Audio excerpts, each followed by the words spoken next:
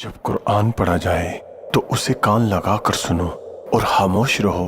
ताकि तुम पर रहम किया जाए। أَمَّنْ خَلَقَ السَّمَاوَاتِ وَالْأَرْضَ وَأَنزَلَ لَكُم مِّنَ السَّمَاءِ مَاءً فَأَنبَتْنَا بِهِ حَدَائِقَ ذَاتَ بَهْجَةٍ مَا كَانَ لَكُمْ أَن تُنبِتُوا شَجَرَهَا أَإِلَٰهٌ مَّعَ اللَّهِ بَلْ هُمْ قَوْمٌ يَعْدِلُونَ أَمَّنْ جَعَلَ الْأَرْضَ قَرَارًا وَجَعَلَ خِلَالَهَا أَنْهَارًا وَجَعَلَ لَهَا رَوَاسِيَ وَجَعَلَ بين البحرين هاجزا أإله مع الله بل أكثرهم لا يعلمون أمن يجيب المضطر إذا دعاه ويكشف السوء ويجعلكم خلفاء الأرض أإله مع الله قليلا ما تذكرون أمن يهديكم في ظلمات البر والبحر ومن يرسل الرياح بشرا بين يدي رحمته أإله مع الله تعالى الله عما يشركون أمن يبدأ الخلق ثم يعيده ومن يرزقكم من السماء والأرض أإله مع الله قل هاتوا برهانكم إن كنتم صادقين قل لا يعلم ما في السماوات والأرض الغيب إلا الله وما يشعرون أيان يبعثون بل ادارك علمهم في الآخرة بل هم في شك منها بل هم منها عمون وقال الذين كفروا أئذا كنا ترابا وآباؤنا أئنا لمخرجون لقد وعدنا هذا نحن وآباؤنا من قبل إن هذا إلا أساطير الأولين قل سيروا في الأرض فانظروا كيف كان عاقبة المجرمين ولا تحزن عليهم ولا تكن في ضيق مما يمكرون ويقولون متى هذا الوعد إن كنتم صادقين قل عسى أن يكون ردف لكم بعد الذي تستعجلون وإن ربك لذو فضل على الناس ولكن أكثرهم لا يشكرون وإن ربك ليعلم ما تكن صدورهم وما يعلنون وما من غائبة في السماء والأرض إلا في كتاب مبين إن هذا القرآن يقص على بني إسرائيل أكثر الذي هم فيه يختلفون وإنه لهدى ورحمة للمؤمنين إن ربك يقضي بينهم بحكمه وهو العزيز العليم فتوكل على الله إنك على الحق المبين إنك لا تسمع الموتى ولا تسمع الصم الدعاء إذا ولوا مدبرين وما أنت بهاد العمي عن ضلالتهم إن تسمع إلا من يؤمن بآياتنا فهم مسلمون وإذا وقع القول عليهم أخرجنا لهم دابة من الأرض تكلمهم أن الناس كانوا بآياتنا لا يوقنون ويوم نحشر من كل أمة فوجا ممن يكذب بآياتنا فهم يوزعون حتى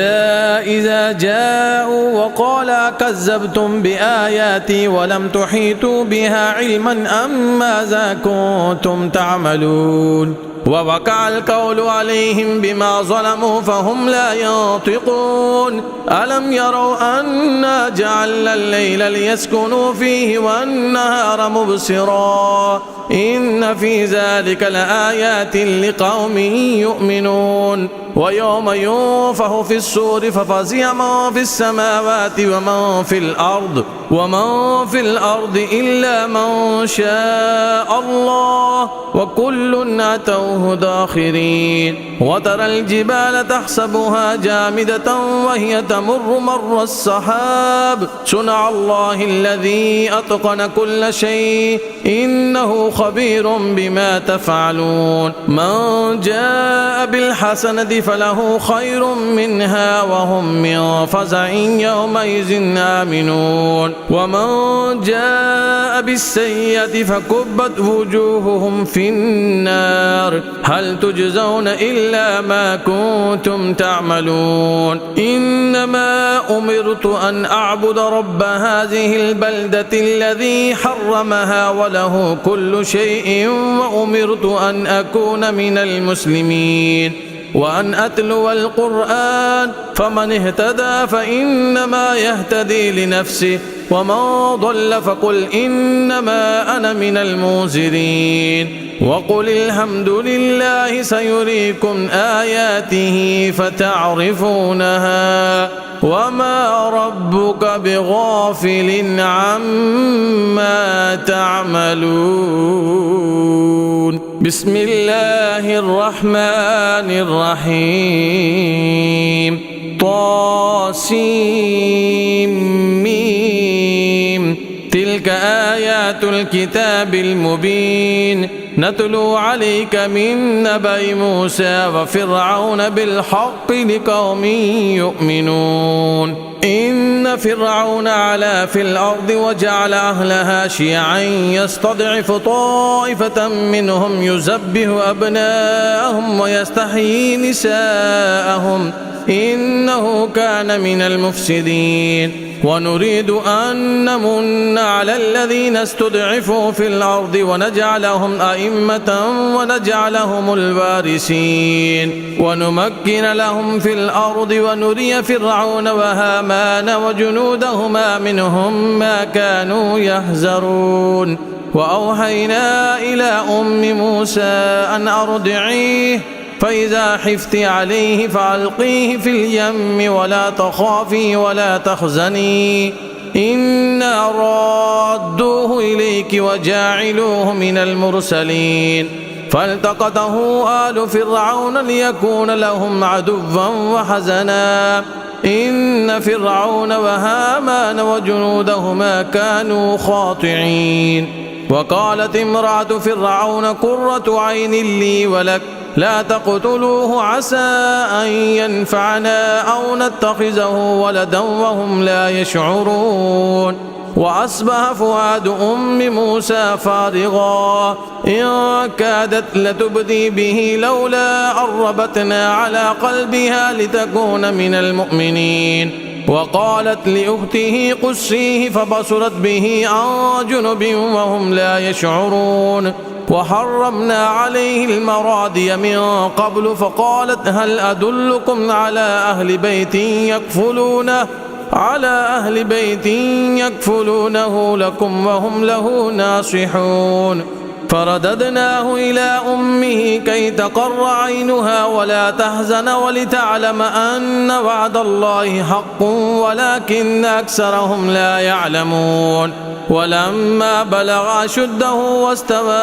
آتيناه حكما وعلما وكذلك نجزي المحسنين ودخل المدينة على حين غفلة من أهلها فوجد فيها رجلين يقتتلان هذا من شيعته وهذا من عدوه فاستغاثه الذي من شيعته على الذي من عدوه فوكزه موسى فقضى عليه قال هذا من عمل الشيطان إنه عدو مضل مبين قال رب إني ظلمت نفسي فاغفر لي فغفر له إنه هو الغفور الرحيم قال رب بما أنعمت علي فلن أكون ظهيرا للمجرمين فأصبح في المدينة خائفا يترقب فإذا الذي استنصره بالأمس يستصرحه قال له موسى إنك لغوي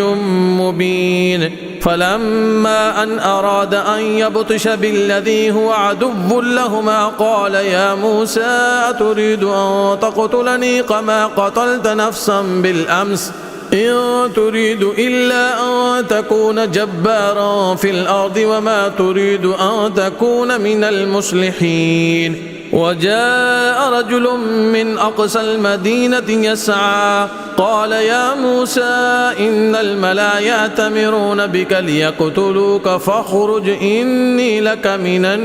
الناصحين. فخرج منها خائفا يترقب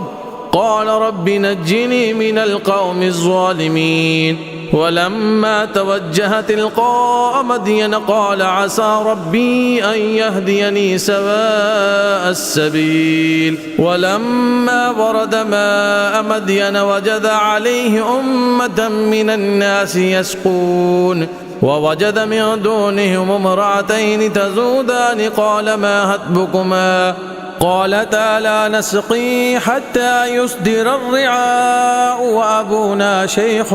كبير. فسقى لهما ثم تولى إلى الظل فقال رب إني لما أنزلت إلي من خير فقير. فجاءته إحداهما تمشي على استحياء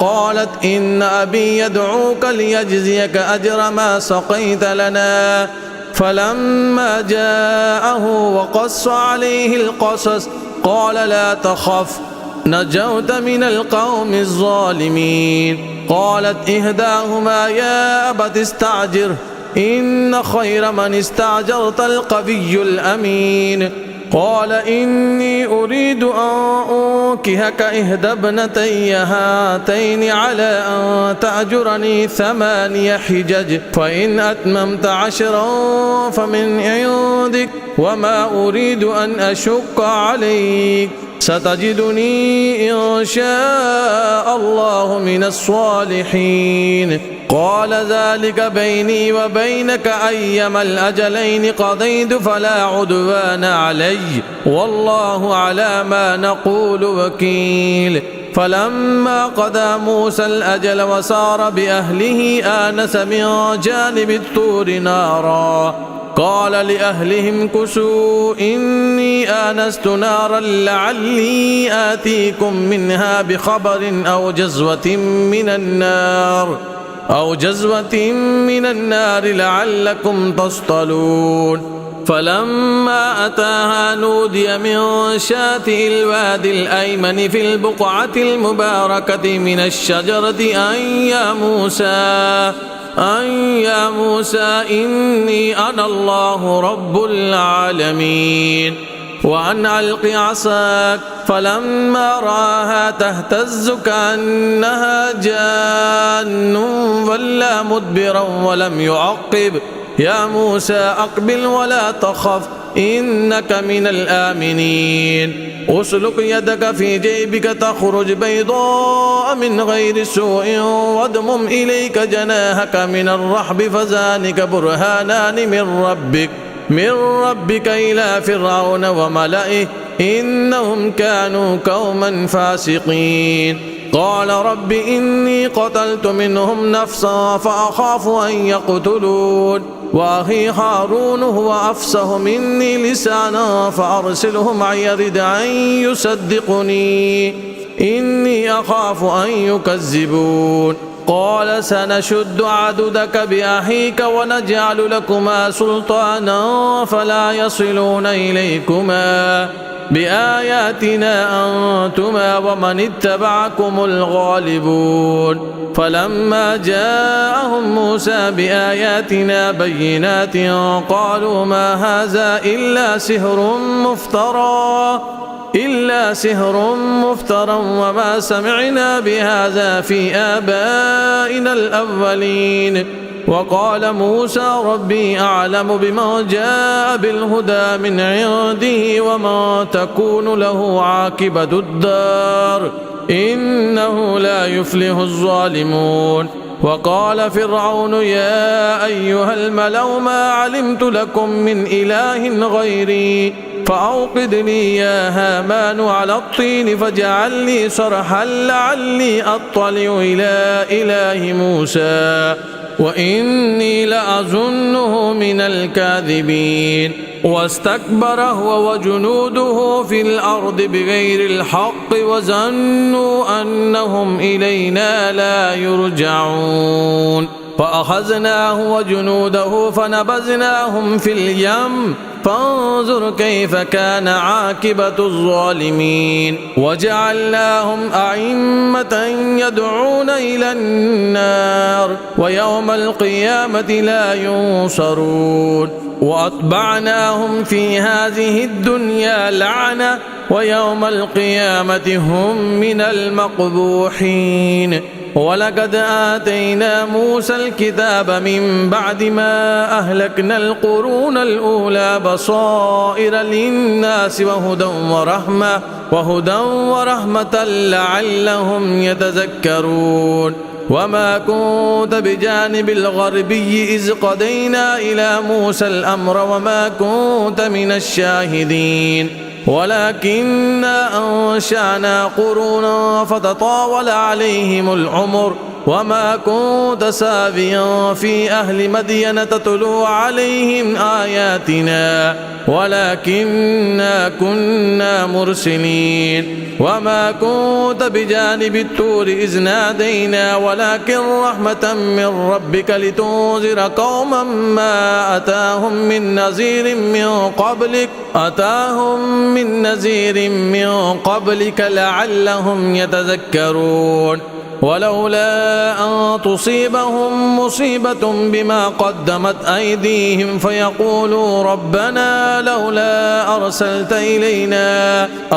إلينا رسولا فنتبع آياتك ونكون من المؤمنين فلما جاءهم الحق من عندنا قالوا لولا أوتي مثل ما أوتي موسى أولم يكفروا بما أوتي موسى من قبل قالوا سحران تظاهرا وقالوا إنا بكل كافرون قل فاتوا بكتاب من عند الله هو أهدى منهما أتبعه إن كنتم صادقين فإن لم يستجيبوا لك فاعلم أنما يتبعون أهواءهم ومن أضل ممن اتبع هواه بغير هدى من الله إن الله لا يهدي القوم الظالمين ولقد وسلنا لهم القول لعلهم يتذكرون الذين آتيناهم الكتاب من قبله هم به يؤمنون وإذا يتلى عليهم قالوا آمنا به إنه الحق من ربنا إنا كنا من قبله مسلمين أولئك يؤتون أجرهم مرتين بما صبروا ويدرؤون بالحسنة السيئة ومما رزقناهم ينفقون وإذا سمعوا اللغو أعرضوا عنه وقالوا لنا أعمالنا ولكم أعمالكم سلام عليكم لا نبتغي الجاهلين إنك لا تهدي من أحببت ولكن الله يهدي من يشاء وهو أعلم بالمهتدين وقالوا إن نتبع الهدى معك نتحطف من أرضنا أولم نمكن لهم حرما آمنا يجبى إليه ثمرات كل شيء رزقا من لدنا ولكن أكثرهم لا يعلمون وكم أهلكنا من قرية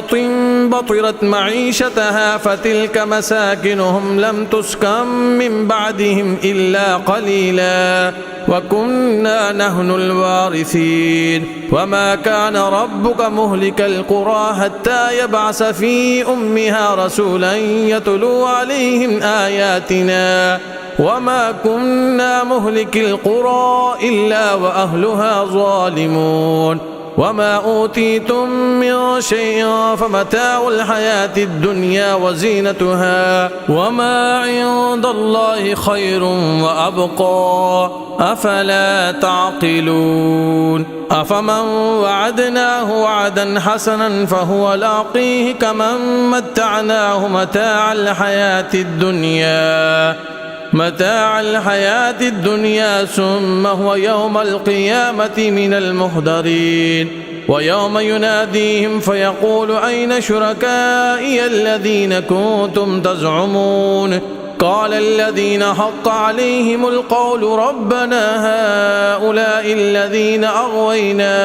أغويناهم كما غوينا تبرعنا إليك ما كانوا إيانا يعبدون. وقيل ادعوا شركاءكم فدعوهم فلم يستجيبوا لهم ورأوا العذاب لو أنهم كانوا يهتدون. ويوم يناديهم فيقول ماذا أجبتم المرسلين فعميت عليهم الأنباء يومئذ فهم لا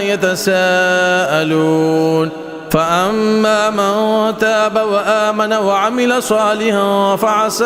أن يكون من المفلحين. وربك يخلق ما يشاء ويختار ما كان لهم الخيرة سبحان الله وتعالى عما يشركون. وربك يعلم ما تكن صدورهم وما يعلنون وهو الله لا إله إلا هو له الحمد في الأولى والآخرة وله الحكم وإليه ترجعون. قل أرأيتم إن جعل الله عليكم الليل سرمدا إلى يوم القيامة من إله غير الله يأتيكم بدياء أفلا تسمعون. قل أرأيتم إن جعل الله عليكم النهار سرمدا إلى يوم القيامة من إله غير الله يأتيكم بليل تسكنون فيه أفلا تبصرون. ومن رحمته جعل لكم الليل والنهار لتسكنوا فيه ولتبتغوا من فضله ولعلكم تشكرون. ويوم يناديهم فيقول أين شركائي الذين كنتم تزعمون ونزعنا من كل أمة شهيدا فقلنا هاتوا برهانكم فعلموا أن الحق لله وضل عنهم ما كانوا يفترون. إن قارون كان من قوم موسى فبغى عليهم وآتيناه من الكنوز ما إن مفاتحه لتنوء بالعصبة أولي القوة إذ قال له قومه لا تفرح إن الله لا يحب الفرحين. وابتغ فيما آتاك الله الدار الآخرة ولا تنس نصيبك من الدنيا وأحسن كما أحسن الله إليك ولا تبغ الفساد في الأرض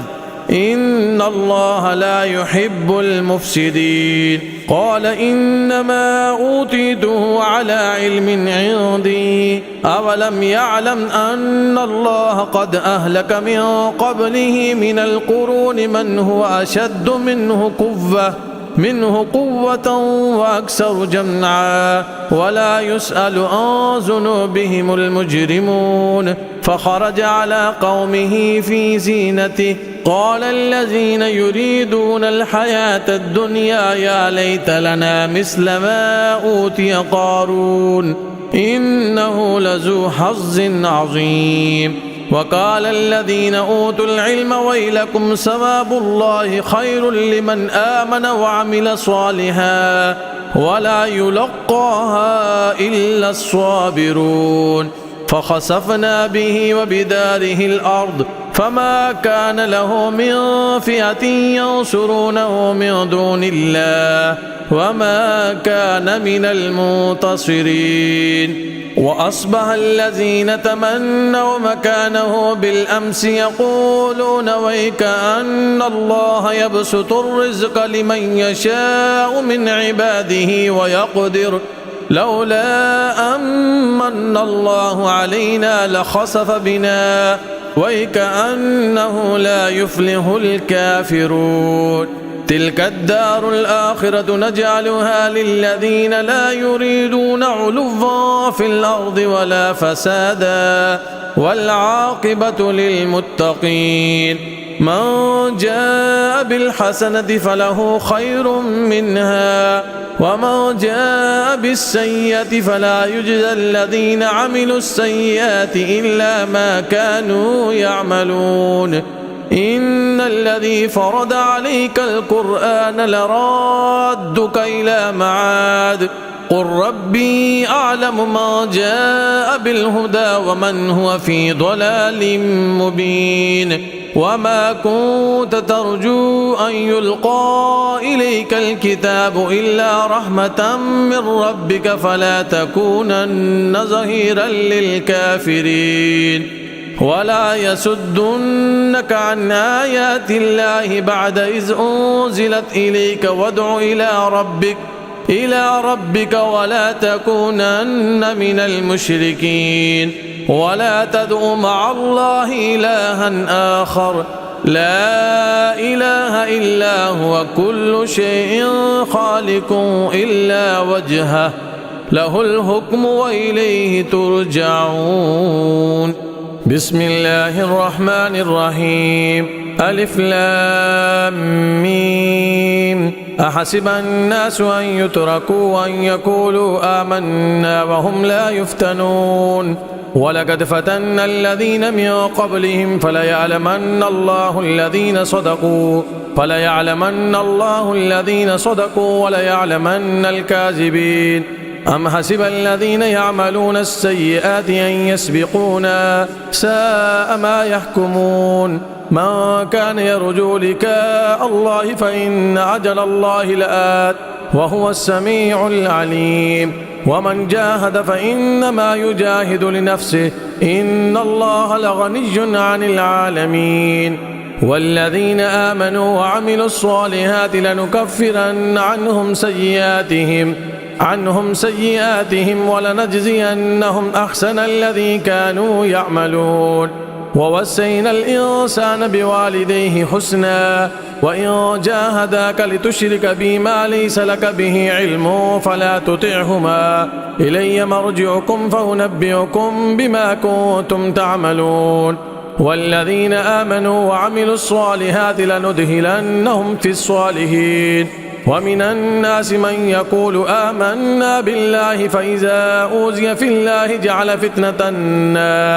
جعل فتنة الناس كعذاب الله ولئن جاء نصر من ربك ليقولن إنا كنا معكم أوليس الله بأعلم بما في صدور العالمين وليعلمن الله الذين آمنوا وليعلمن المنافقين وقال الذين كفروا للذين آمنوا اتبعوا سبيلنا ولنحمل خطاياكم وما هم بحاملين من خطاياهم من شيء إنهم لكاذبون وليحملن أثقالهم وأثقالا مع أثقالهم وليسألن يوم القيامة عما كانوا يفترون ولقد أرسلنا نوحا إلى قومه فلبث فيهم 1000 سنة إلا 50 عاما فأخذهم الطوفان وهم ظالمون فأنجيناه وأصحاب السفينة وجعلناها آية للعالمين وإبراهيم إذ قال لقومه اعبدوا الله واتقوه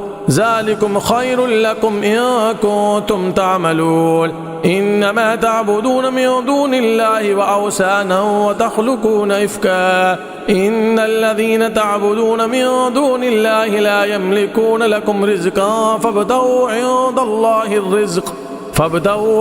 الله الرزق واعبدوه واشكروا له إليه ترجعون وإن تكذبوا فقد كذب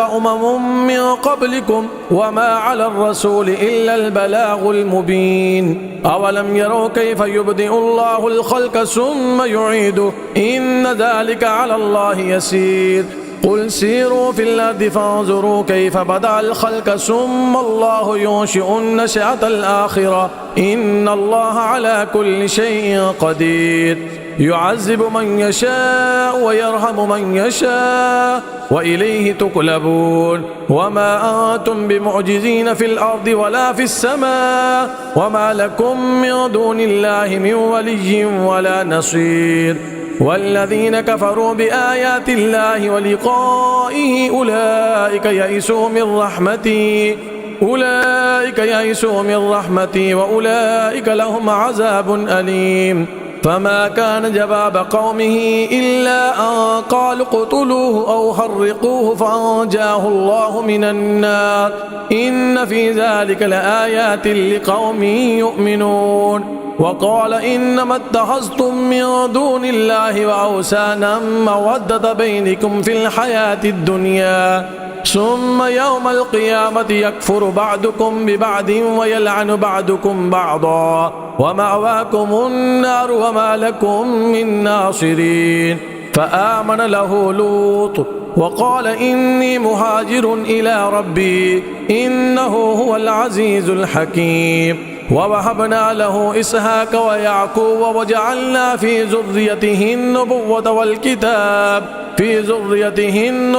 والكتاب وآتيناه أجره في الدنيا وإنه في الآخرة لمن الصالحين ولوطا إذ قال لقومه إنكم لتأتون الفاحشة ما سبقكم بها من أحد من العالمين أئنكم لتأتون الرجال وتقطعون السبيل وتأتون في ناديكم المنكر فما كان جواب قومه إلا أن قالوا ائتنا بعذاب الله إن كنت من الصادقين قال رب انصرني على القوم المفسدين ولما جاءت رسلنا إبراهيم بالبشرى قالوا إنا مهلكو أهل هذه القرية إن أهلها كانوا ظالمين قال إن فيها لوطا قالوا نحن أعلم بما فيها لننجينه وأهله إلا امرأته كانت من الغابرين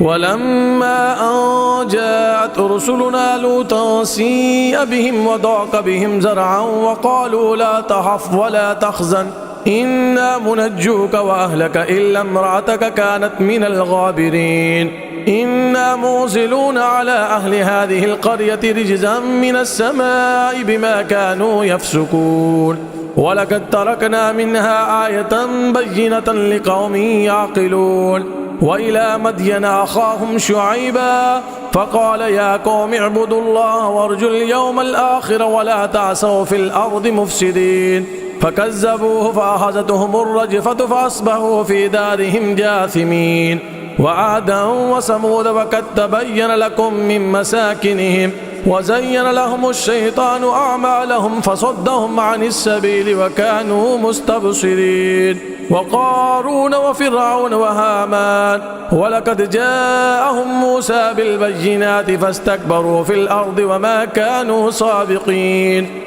فكلا أخذنا بذنبه فمنهم من أرسلنا عليه حاصبا ومنهم من أخذته الصيحة ومنهم من خسفنا به الأرض ومنهم من أغرقنا وما كان الله ليظلمهم ولكن كانوا أنفسهم يظلمون مثل الذين اتخذوا من دون الله أولياء كمثل العنكبوت اتخذت بيتا وإن أوهن البيوت لبيت العنكبوت لو كانوا يعلمون إن الله يعلم ما يدعون من دونه من شيء وهو العزيز الحكيم وتلك الأمثال نضربها للناس وما يعقلها إلا العالمون خلق الله السماوات والأرض بالحق إن في ذلك لآية للمؤمنين